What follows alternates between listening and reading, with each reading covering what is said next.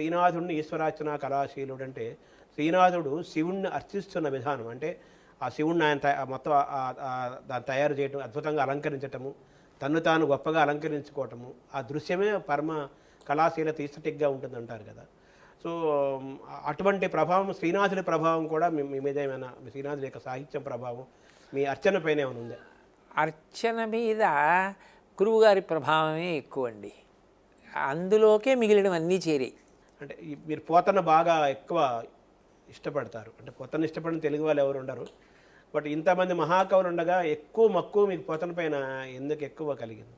ఆయన మీద నాకు అంత మక్కువ కలగడానికి కారణం ఆయన భక్తి ద్వారా కానీ, ఆయనకి భక్తి వలన రామానుగ్రహంగా రచన చేయగలిగిన సమర్థతని కానీ కించిత్ స్వార్థ ప్రయోజనానికి కూడా వినియోగించుకోకుండా, ఇంత చదివిన దానివల్ల తెలుస్తున్నది ఏమిటి అంటే, ఇంత అనుష్ఠానం చేస్తున్న దానివల్ల తెలుస్తున్నది ఏమిటంటే, ఆయన అనుగ్రహానికి ఇవన్నీ కారణాలు కావాలి తప్ప, ఇవన్నీ ఇతర ప్రయోజనాలకి కారణాలు అయినప్పుడు నేను చేసే పరిశ్రమ వ్యర్థమైపోతుందన్న భావనకి నేను బాగా హత్తుకున్నానండి.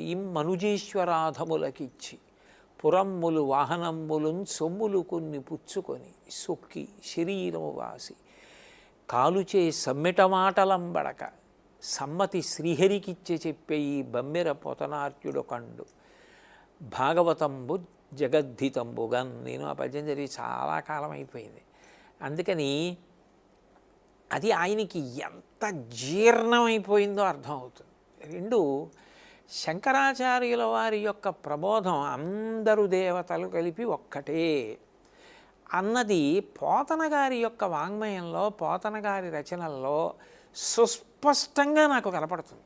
శంకరాచార్యుల వారు చూడండి, సౌందర్యలహరి చేస్తూ అమ్మవారి గురించి మాట్లాడుతూ అవిద్యానామంతస్తిమిరమిహిరోద్వీపనగరి జడానాం చైతన్య స్తబక మకరంద శృతిజరి దరిద్రాణం చింతామణి గుణనిక జన్మజలధౌ నిమగ్నానాం దంష్ట్రా మురరిపు వరాహస్య భవతి అంటారు. అకస్మాత్తుగా అమ్మవారి పాదాన్ని ఆదివరాహస్వామి కోరతో పోలుస్తారు. ఆయనకి ఏ భేదాలు ఉండవు. పోతన గారు కూడా చిన్ని కృష్ణుడు ఆడుకుంటుంటే అకస్మాత్తుగా ఆయనకి ఆడుకుంటున్న కృష్ణుడిలో శివుడు కనపడతాడు. బాలశివుడు ఎక్కడా లేడు, బాలశివుడి లీలలను ఎక్కడా లేవు. కానీ బాలకృష్ణుడి యొక్క ఆటలో శివుడు కనపడడం చాలా గొప్ప కదా. తనువునంటిన ధరణీపరాగంబు పూసిన నిరిభూతి పుతగాగ ముందర వెలుగొందు ముక్తారామంబు తొగల సంగడిగాని తునకగాగ పాలభాగంబుపై బరగి ఆవిరిబొట్టు కాముని కాల్చిన కన్నుగాగా అంటారు. ఆడుకుంటూ ఆడుకుంటూ కృష్ణుడు తీసి మీద మట్టి పోసుకుంటే అది నాకు శంకరుడు ఒంటికి అలదుకున్న విభూతిలా కనపడింది అంటారు. ఎక్కడ భేదం అన్నదాన్ని చూపించకుండా ఎక్కడెక్కడ అవసరమైతే అక్కడ అన్నిటినీ సమన్వయం చేసి మళ్ళీ ఉన్నది ఒక్కటే.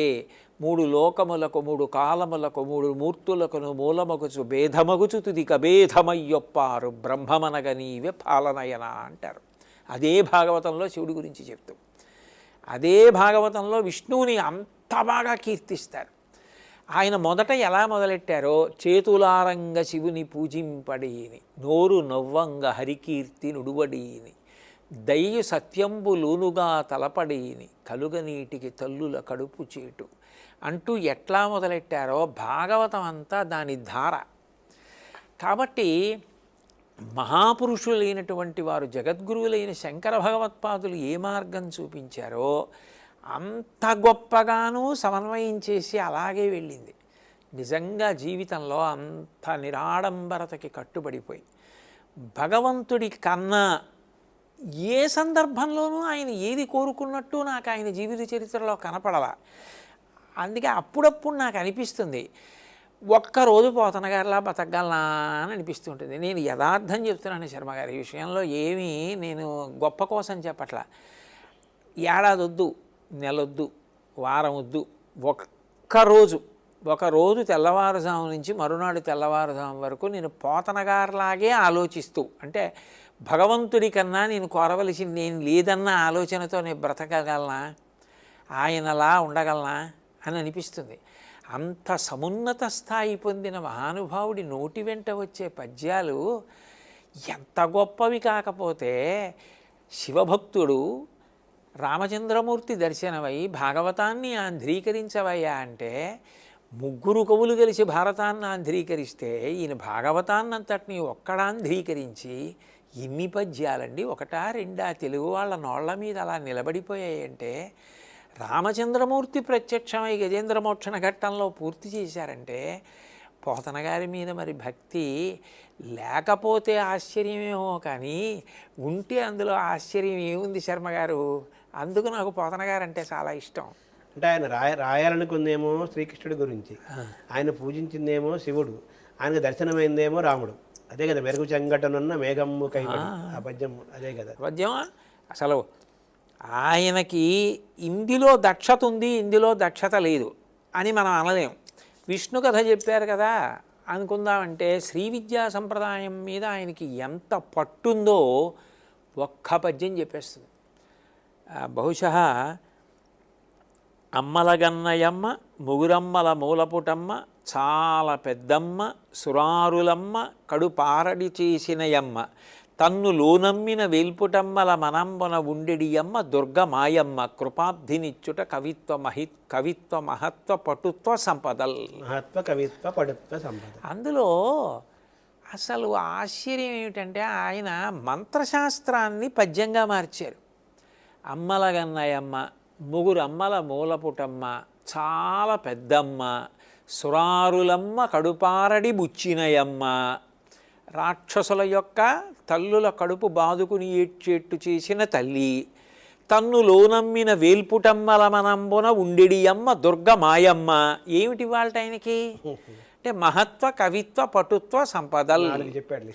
ఇందులో మహత్వ కవిత్వ పటుత్వ సంపదల్ ఇవి ఓం ఐం హ్రీం శ్రీం బీజాక్షరాలు. మహత్వం ఓం, కవిత్వం ఐం, పటుత్వం హ్రీం, సంపద శ్రీం. ఓం ఐం హ్రీం శ్రీం. అమ్మలగన్నయమ్మ ముగురమ్మల మూలపుటమ్మ చాలా పెద్దమ్మ శ్రీమాత్రే నమః. ఓం ఐం హ్రీం శ్రీం శ్రీమాత్రే నమః ఓ పద్యం చేశారు. మన విజయవాడ దుర్గగుడిలో కూడా ఈ పద్యాన్ని ఫలకంగా పెట్టారు. అది నిజంగా మరి అంతటి గొప్పవారు, మహానుభావుడు, దార్శనికుడు, అంతటి పరమ భాగవతోత్తముడు. అందుకే నాకు పోతన గారంటే అంత భక్తి అండి. అంటే మీరు పోతన గారిలాగా అదే భాగవత తత్వంతో, భగవత్ తత్వంతో పూర్తిగా భగవంతుడితో ఏమి కోరకూడదు, ఏమి ఆలోచించకూడదని ఒకరోజు జీవించినా చాలని మీరు అని అనుకుంటున్నారు కదా. అసలు మామూలు మీరు అటువంటి జీవితమే జీవిస్తున్నారు కదా మీరు. పోతన గారంత కాదు శర్మ గారు. అంటే ఆ ప్రేరణ ఉందండి, ప్రేరణ ఉంది, అందులో అనుమానం లేదు.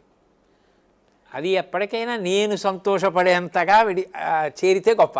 పోతన గారు సంతోషించేంతగా అనండి, మంచి మాట అన్నారు. అదే పోతన గారు సంతోషించేంత. ఇప్పుడు బాలరసాల చాలా పద్యం ఉంది కదా, నేను ఎవరికి కూడా నేను కావ్యకరణ ఎవరికి అమ్మను అన్నారు కదా. సో మీరు కూడా ఇన్ని వేల ప్రవచనాలు చెప్పారు, కొన్ని కోట్లాది మంది మీకు అభిమానులు ఉన్నారు, ప్రపంచమంతా దేశాలు తిరిగారు. ఎక్కడ కూడా మీరు ఒక రూపాయి తీసుకోవడం అనేది లేనే లేదు, అసలు అది లేనే లేదు కదా. దానిపైన పోతన గారి ప్రభావం ఉంది అనుకోవాలి కదా. పోతన గారి ప్రభావం ఖచ్చితంగా ఉందండి. రెండోది తీసుకోలేదంటే శర్మగారు అది నా గొప్ప ఏం కాదండి. కారణం ఏమిటంటే ఆ అవసరాన్ని భగవంతుడు ఇవ్వాల. నేను కేంద్ర ప్రభుత్వంలో పనిచేశా, నాతో సమానంగా చదువుకుని కష్టపడి నా భార్య రాష్ట్ర ప్రభుత్వంలో పనిచేసింది. నన్ను కూడా చతుర్భుజుండి చేశాడు భగవంతుడు. 4 చేతులతో సంపాదించలా. నేను మా ఆవిడ ఉన్నది 2 కొడుకు కూతురు. వాళ్ళిద్దరూ క్రమశిక్షణగా పెరిగి పెద్దవాళ్ళై చదువుకున్నారు, 2 బీటెక్కులు చేశారు. నాకు నా జీతం మా ఆవిడ జీతం సరిపోయేది. అందుకే ధర్మ ప్రచారానికి వెళ్ళినా టికెట్ కూడా తీసుకునేవాడిని కాదు. ఎందుకంటే ఒకళ్ళని జీత నష్టం మీద వెళ్ళినా ఇంకో జీతం ఉందిగా. అందుకని తను నాకు బాసటగా నిలబడింది. అందుకని నేనేం పెద్ద మహాత్యాగం ఏం చేయలేదు. అవసరం చాలా ఉండి కూడా డబ్బు తీసుకోకుండా ప్రవచనం చేసి వెళ్ళిపోతే ఆయనకి సాష్టాంగ నమస్కారం చేయాలి. నాకేముందండి, ఇద్దరం ఉద్యోగాలు చేసాం, భగవంతుడు ఎప్పుడూ నాకు ఈ లోటు కల్పించలా, నాకు ఇది లేదన్న భావన ఆయన నేను పొంది బాధపడవలసిన అవసరాన్ని నాకు ఎప్పుడూ కల్పించలేదు. కొడుకున్నాడు, కూతురు ఉంది, మంచి భార్య ఉంది, ఉద్యోగం చేశాను, సంపాదించుకున్నాను, ఆరోగ్యం ఇచ్చాడు, ఓ 2 గంటలు మాట్లాడే శక్తిని ఇచ్చాడు, ఆయన అనుగ్రహంతో ఏదో కొంత భక్తిని ఇచ్చాడు, మహాత్ములైన తల్లిదండ్రుల కడుపున పుట్టా, ఇంకా నాకేమి ఇవ్వాలి శర్మగారు? ఆయన గురించి ఒక గంటన్నర మాట్లాడడానికి ఇంకా నేను ఏం అడగాలి? అంటే ఇప్పుడు ఎన్ని కోట్లాది రూపాయల డబ్బులున్నా, ఎంత పెద్ద పెద్ద ఉద్యోగాల్లో ఉన్నా, ఇంకా పెద్ద పెద్ద ఐఏఎస్లు ఐపీఎస్ స్థాయిలో ఉన్నప్పటికీ వాళ్ళు కూడా ఇంకా ఆ డబ్బు కోసం ఇంకో దానికోసమో దేనికోసమో చూసే ఈ కాలపు వ్యవస్థలో మిమ్మల్ని మీరు తృప్తిపరచుకుంటూ ఒక ఆర్థికమైన ఇది నాకు చాలు అనే ఆత్మతృప్తితో జీవించడానికి మిమ్మల్ని మోటివేట్ చేసిన వాళ్ళలో మీ తల్లిదండ్రులు, మీ జీన్సు, తర్వాత ఇటు పోతన గారు లాంటి వాళ్ళ యొక్క ప్రభావం ఉంటుంది కదా అంటున్నాను. అయ్యో, అందులో సందేహం లేదు శర్మగారు, ప్రభావం ఉండకుండా ఉండదు కదండి. ఈ తత్వం ఉందండి, అందులో అనుమానం ఏం లేదు. పితృదేవతల పూర్వులు కూడా ఒక రకమైన క్రమశిక్షణ కలిగిన ఒక మంచి సద్గుణాలతో జీవించి వెళ్ళిపోయిన వాళ్ళు కదా. అంతే, అందులో కొంత వర్క్ చేస్తుంటారు, అనుమానం లేదు. ఆ ప్రభావం ఉంటుంది. అది తల్లిదండ్రులు, గురువులు, పోతన గారి వంటి మహాపురుషులు వాళ్ళందరి ప్రభావమే కారణమవుతుంది. అంటే ఇప్పుడు ఆ బాధరసాల పద్యం చదువుకుంటే అవును, ఎవరైనా కానీ ఏదైనా డబ్బులు ఇస్తారంటే ఆ పద్యం మీకు గుర్తుకొస్తే మీరు మీ వల్ల కాదు కదా, అది అందులో బంధించి వేస్తుంది కదా. పడుపు కూడు అన్న మాట ఎంత భయంకరంగా ఉంటుందండి, అది మిమ్మల్ని బంధిస్తుంది కదా. అమ్మో, అదే అంటున్నాను. అయితే తీసుకోవడం దోషమని అనలేము, తీసుకోకపోవడం నా విషయంలో త్యాగం అని అనలేము. అంటే ఇది ఎలా చూడాలంటే దీన్ని ఇది తృప్తి అంటాం కదా. అంతే, మంచి మాట, తృప్తి. అంటే నాకు ఇది సరిపోతుంది, నాకు జీవితానికి సరిపోతుంది అనే తృప్తి మీకు ఒక శక్తినిచ్చి, అంతే అంతే అంతే, ఆ తృప్తినిచ్చిన శక్తితోటి మిమ్మల్ని మీరు ఆత్మగౌరవంగా ఆత్మానందంగా మీరు ఉంటున్నారు. అవును, ఇన్ని రచనలు ఎప్పుడు చదివారు మీరు? అది నాకు ఆశ్చర్యంగా ఉంది. అందరూ ఆశ్చర్యపోయేంతగా నాకు నిజంగా జ్ఞాపకం ఉండి చెప్పిన వాడిని అయితే నేను సార్థక్యం పొందిన వాడిని సంతోషిస్తాను శర్మగారు. అంతకన్నా ఇది జ్ఞాపకం పెట్టుకోవడానికి నేను ఈ సాధన చేశానని చెప్పడానికి నా దగ్గర ఏం లేదు.